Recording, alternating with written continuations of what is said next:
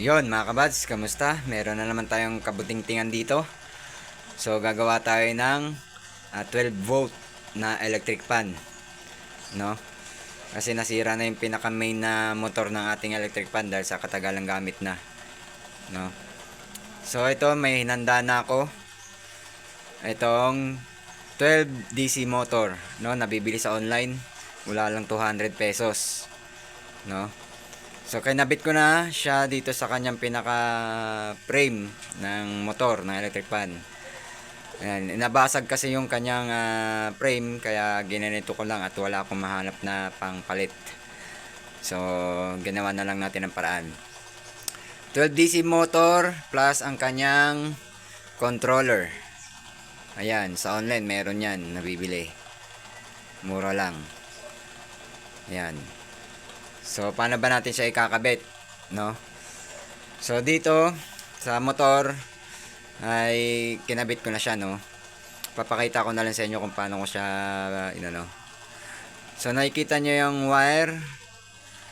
Ayan, yan malabo eh. Yung ayan, yung tornilyo. Nilagyan ko na siya ng tornilyong maliit para kumapit yung kanyang wire, no. So, maghanap na lang kayo ng mga wire nyo dyan, no? Yung mga hindi na nagagamit, pwede pa naman yan. Ayan, nilagyan ko na rin siya ng palatandaan, negative at positive. So, kung gusto nyo subukan, para malaman nyo yung tinatawag nilang polarity, no? Kung baliktad yung ikot, or tama yung ikot, no? Wala namang problema to pag sinubukan nyo at baliktad yung ikot nya. Pwede nyo namang pagbaliktarin yan. So, kinabit ko na siya, no? Ayan. Tapos, kung napapansin nyo dito, meron akong nilagay na hose. Kasi meron tayong paggagamitan yan eh. Kung kayo ay mag-DIY ng 12 volt electric fan sa inyong mga sirang electric fan, pwede nyo siyang i-cut itong part na to. I-cut nyo yan para magkasya tong motor dito, no? Pati yung sa harap, i-cut nyo lang to para may pasok nyo siya ng maayos katulad na itong ganitong pagka-setup. Ito nilagyan ko lang siya ng hose kasi wala akong ibang magamit or mahanap na ibang ipalit. Gusto ko sana yung motor niya kasi lang mabigat, no? Gusto ko magaan lang yung pag-swing niya. So kaya nilagyan ko ng ganito dahil nga doon sa swing, no? Kailangan gusto kong gumana yung swing niya, no? Kasi kung i-direkta lang natin siya nito, pwede naman. Kaso yung swing natin, hindi natin siya ma-adjust dahil naka-set up na yun doon, no? Kung paano siya mag-swing. Hindi natin siya mapapagana. Kaya ginanito ko na siya, ginawan ko na lang siya ng paraan. So, yun.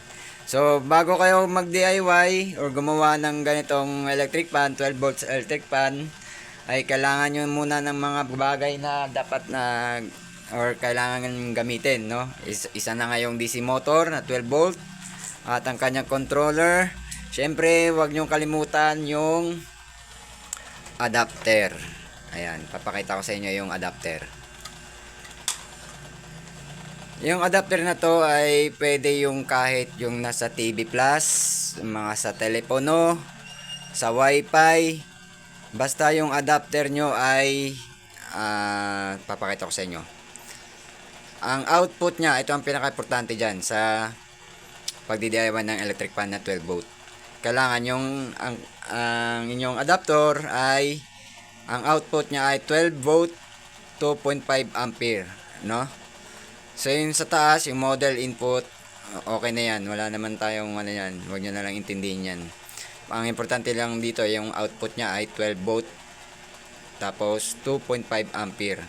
Pwede rin yung 12 volt 3.5 or 4.5 ampere kung merong ganon. Pwede rin naman yun. Or mas mababa pa dito. Basta 12 volt, no? Yun lang ang napansin ko sa mga ganitong pag DIY ng DC motor 12 volt electric fan. So marami naman to na bibili, no? Lalo pag nasa Maynila kayo, yung mga nakalatag-latag dyan sa tabi-tabi lang. Mayroon kayo makikita nagbebentang mga ganito, no? Tingnan nyo lang yan kung magdi-DIY kayo ng electric fan na 12 volt.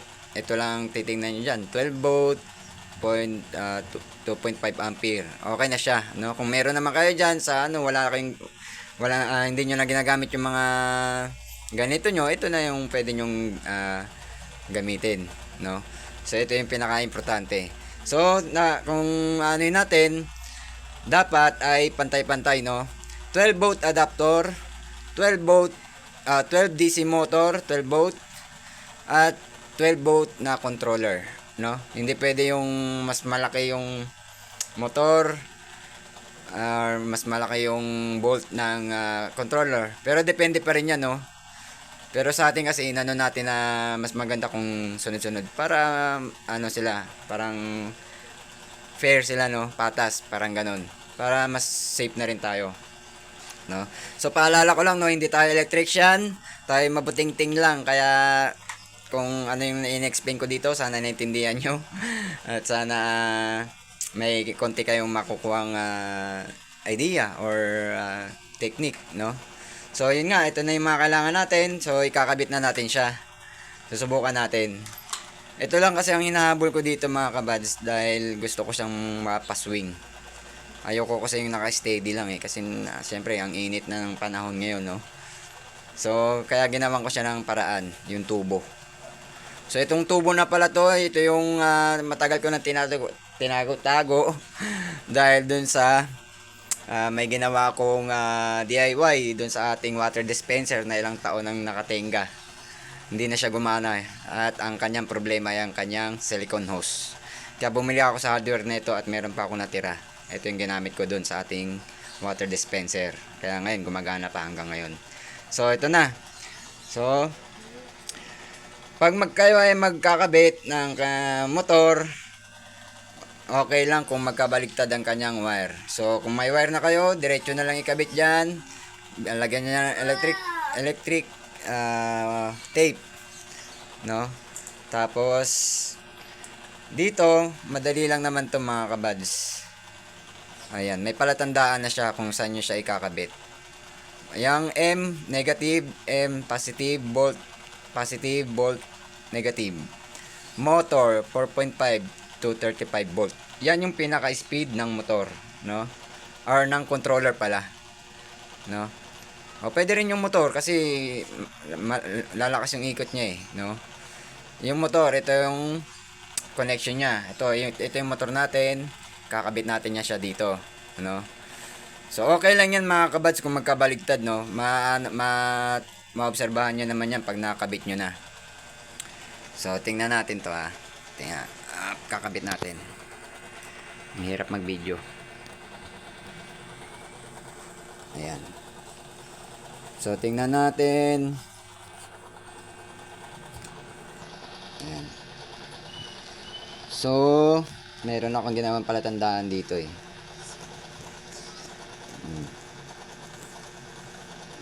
Ayan. Ang blue natin ay motor negative. Ayan, pasok natin yan dyan.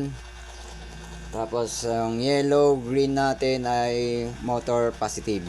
Pasok lang natin yan, siksik lang natin, no? Okay lang to, mga kabads, kahit nakasaksak, no? Wala namang kuryente to dahil mababa nga yung kanyang voltage, no? So yung ating positive ay saan na yun? Ako, nawala pa yung yellow palatandaan natin. So itatry natin, no? Ayan, kasi nawala yung palatandaan natin. Pasok lang natin dyan sa volt positive. Ayan, nawala na tuloy. Ayan, ito, pinasok na natin to. Wala kasi video ko. Ayan, negative kulay blue motor, positive motor, volt positive at volt negative.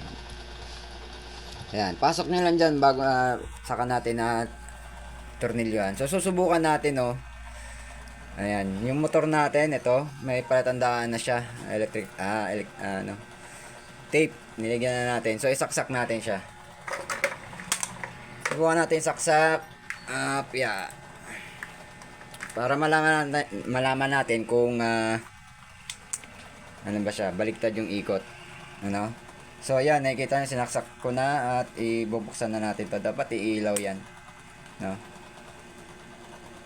O yun. So nakikita nyo, umiikot na siya. Ayan, palakasin natin, dahan-dahan. ang off niya, ang on. Ayan. Pag nagpatay naman siya, mamamatay yung ilaw eh. Yan. I-on natin yan. Nabuksan yung ilaw yan. So, yan o. Inano lang natin sa pinakamahina. So, tingnan natin kung baliktad yung ikot. Dapat ang ikot ay hindi counterclockwise. Ano? Clockwise. Ito, so napapansin nyo ito. Ang ano niya no, ang ikot niya ay ayan o, ayan. Ayan. Counterclockwise. Dapat hindi ganyan. So, okay lang yan, no, mga kabads, kung baligtad. Ang gagawin lang natin dito ay pagbaligtarin natin to yung kanyang controller. No? So, patayin natin muna. So, okay lang naman kahit hawakan nyo to. Wala namang kuryente yan dahil mababa naman ang voltage nyan. No? Patayin natin. So, baligtad ang ikot. Ayan. Ate, pakihawakan nga to, ate. Dito ka, dili. Wait lang, hirap talaga mag-video pag ano. Hawakan mo to. Yung cellphone. Dito, hawakan mo yan, ganyan, ha. Ayan, ganyan. So, pagbabaligtarin lang natin. So, tingnan natin ulit, no. Buksan natin. So, counterclockwise pa rin ang kanyang ikot. Ayan, no. So, dapat hindi ganyan. So, tingnan natin, pabaligtarin natin tong motor. Ay, hindi. Itong sa ating volt. Negative, positive, no? Ayan, pagbaligtarin lang natin. Hirap ang video. Ayan. Ayan. Alam nyo mga kabads, mas makakatipid tayo dito, no? Dahil 12 volts motor nga lang siya at kasing lakas na siya ng talagang 220 volt na electric fan. So, tingnan natin, on natin. So, napapansin nyo, parang naglolo ko, no, mga kabads. Ayusin mo lang, ate, ganyan mo lang hawak. Ayan, may problema dyan eh, kaya ganyan. So, tingnan natin to. Ayan. Patayin natin. Hindi, baligtad eh. Baligtarin lang natin to, mga kabads.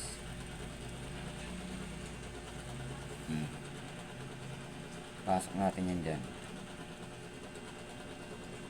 So, ito, baligtarin lang natin to. Ayan.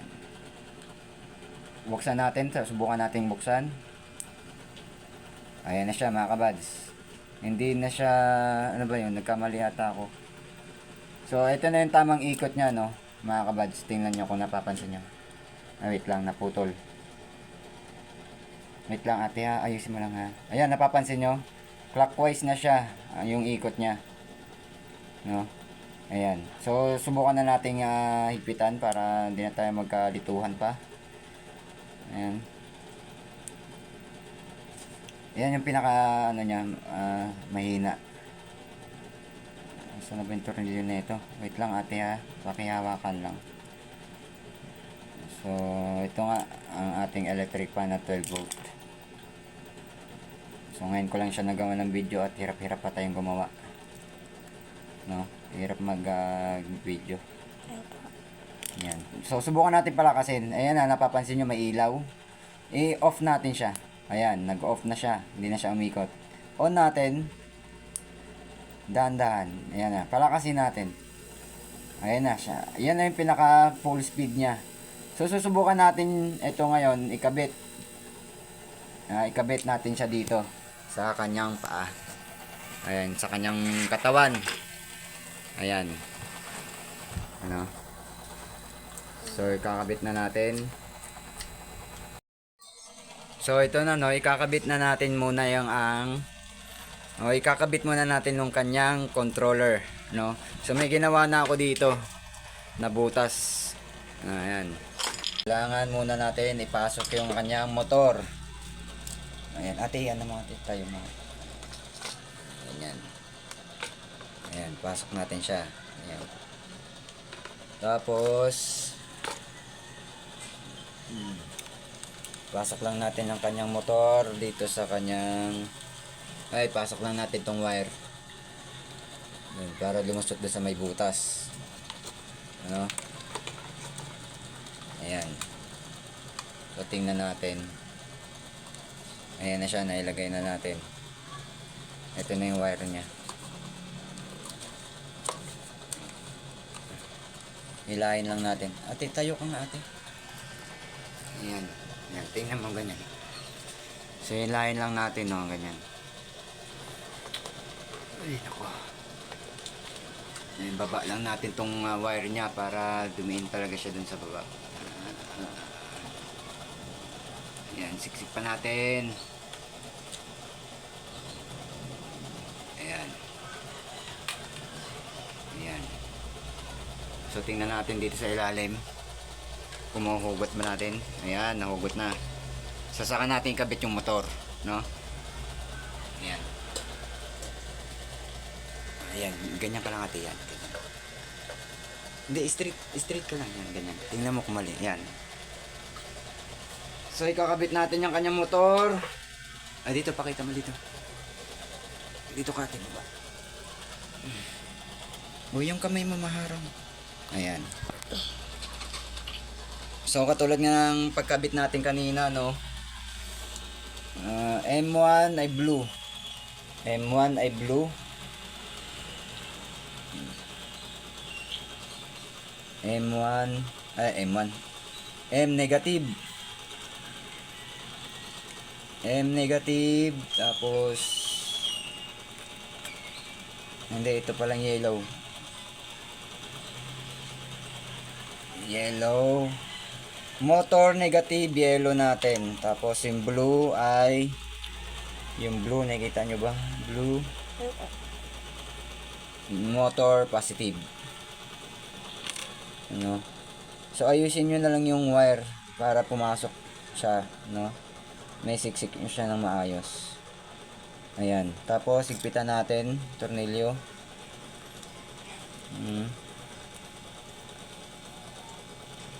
Ayan.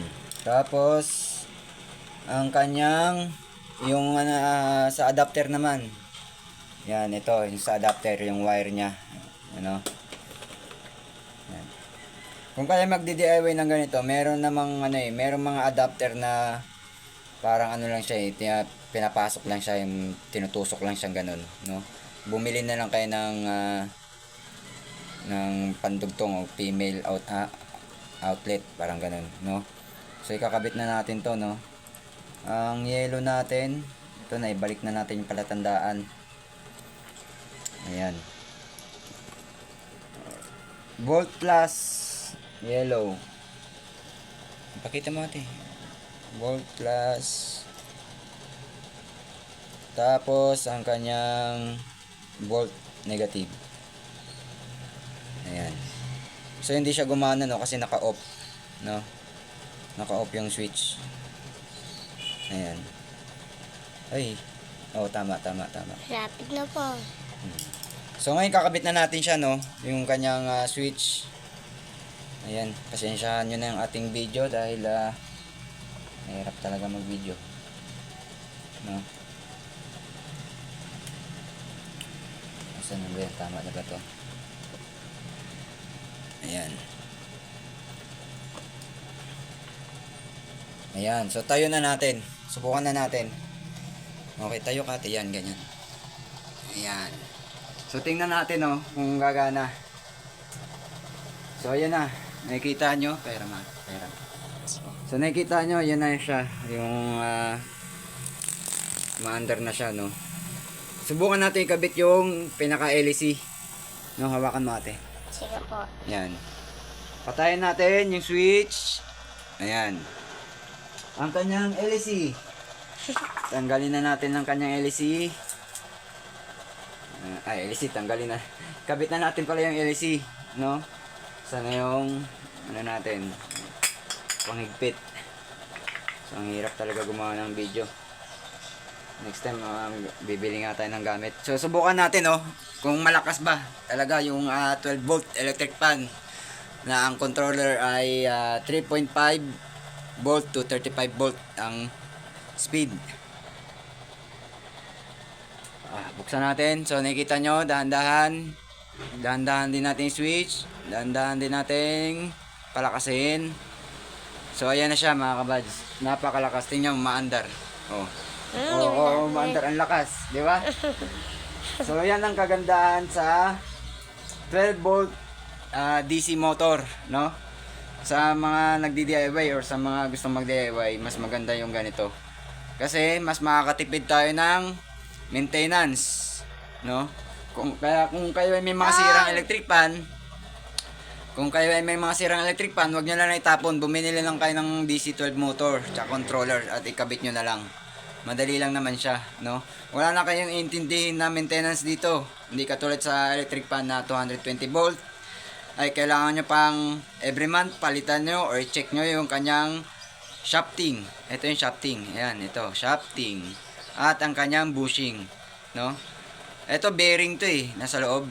Maliit na bearing yan. Kaya naka ano na siya, fix na talaga siya. Ang gagawin nyo na lang, lilinisin nyo na lang talaga siya. Hindi katulad sa electric pan na every month dapat i-check nyo yung langis, yung bushing, shafting, at yung kanyang motor, no? Kaya ito yung kagandahan sa 12 volt DC motor, no? Direct current motor. So ito ngayon, ang ating ano natin ngayon. So pasensya na kayo sa ating video dahil nahirapan ako mag-video. Ayan, kukuha na naman tayo ng gamit. At hanapin natin yung mga gamit. Ayan. Ayan. Dito kate. Ayan. Ayan. So kabit na muna natin to, baka mawala. Ay.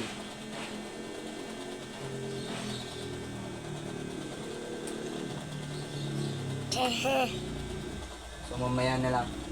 So papakita ko sa inyo yung ginawa kong DIY na hose na green, no? Para yung kanyang swing ay gumana.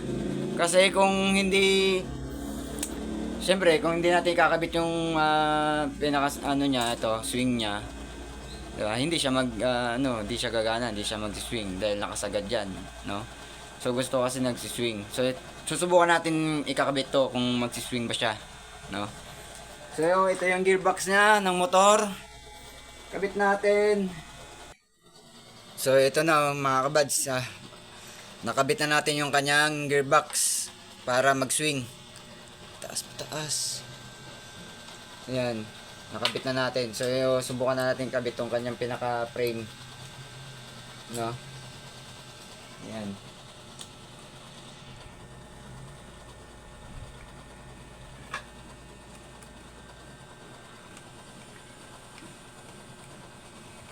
Ayan. So, isa pa. Para malaman natin kung legit ba yung ating ginagawa. No? Mas maganda na yung kahit papano ay satisfied naman tayo, no? Kung kaya magdi-DIY, ganito lang kadali kung paano gumawa ng 12 volt motor. Electric pan. Yung mga kailangan natin, yan. Yung mga importante. Yung motor, yung controller, yung kanyang adapter.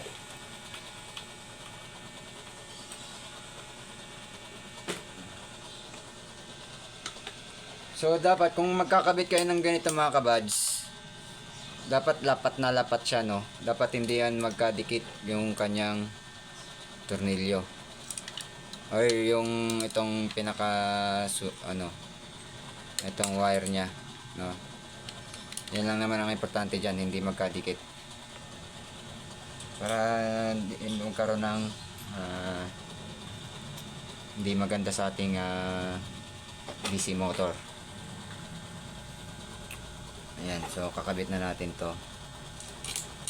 Medyo mabusisi nga lang to mga kabads, pero malaki naman ang matitipid mo dito dahil nga 12 volts ano siya.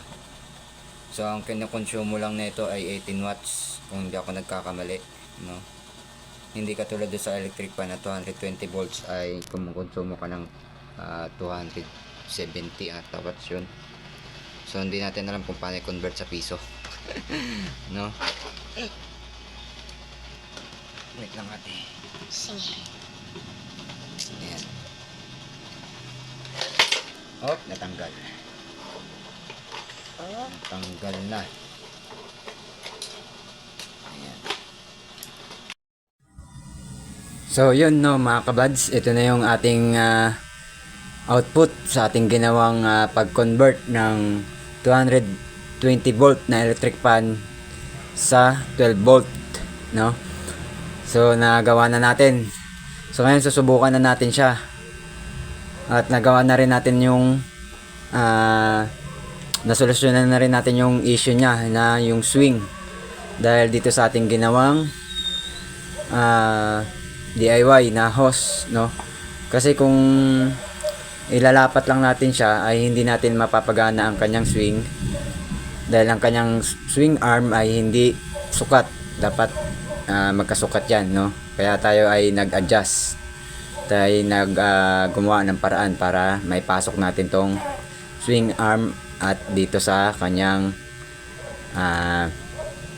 gearbox. So ngayon susubukan na natin, no, itong ating ginawang DIY na 12 volt na electric fan.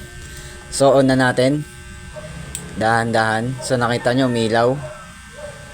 Yan, dahan-dahan natin pihitin yung kanyang switch. So yun na mga kabads, kitang-kita nyo, no, gumagana na ang kanyang pag-swing, no. Ayan, legit nagtama yung ating mga pinagagagawa sa ating kakabutingting, no. So ito mga kabads ay 12 volt electric fan na low maintenance na, no, kasi wala na tayong iintindihin dito.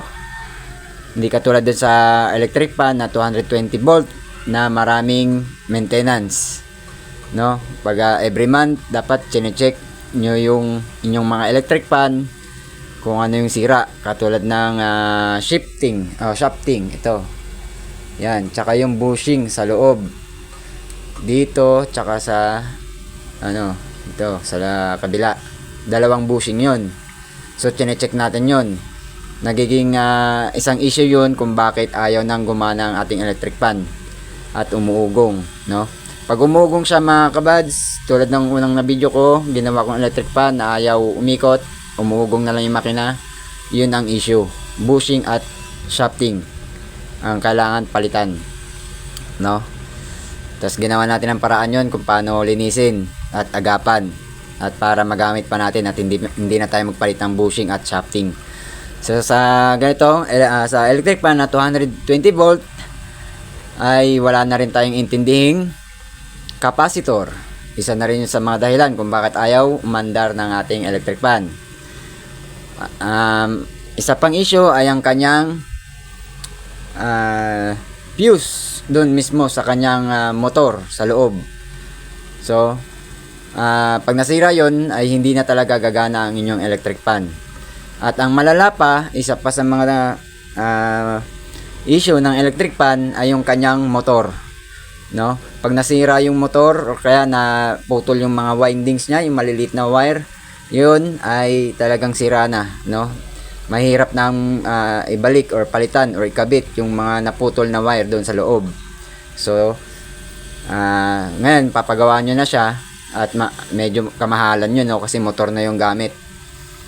So itong ginawa nating video ay para sa inyo, no, para magkaroon kayo ng idea kung paano ba natin convert yung 220 volt na electric fan na sira na sa 12 volt na gamit yung ating 12 DC motor at itong mga kanyang gamit, ito controller at ang kanyang adapter, no. So yun lang mga kabads. So ngayon walang takip dahil nasira nga yung ating pinaka-housing ng electric fan, pero pwede naman natin siyang gawa ng paraan, no. So hindi ko na lang ipapano yan kasi okay naman tayo dyan, no. Dito lang tayo sa ating video na kung paano natin mag-assemble ng 12 volt electric fan. So napakalakas niya mga kabads, subukan nyo. Subukan nating bandarin. Yan, nakikita nyo, umuugong. Ayan, lakas umaandar. Ayan, oh.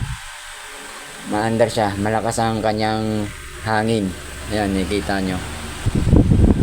Ayan. So yun lang no mga kabads. Maraming salamat sa panonood ng aking video. Huwag nyo na lang kalimutan i-like or kung gusto nyo i-share sa mga gustong magputing-ting. Ayan.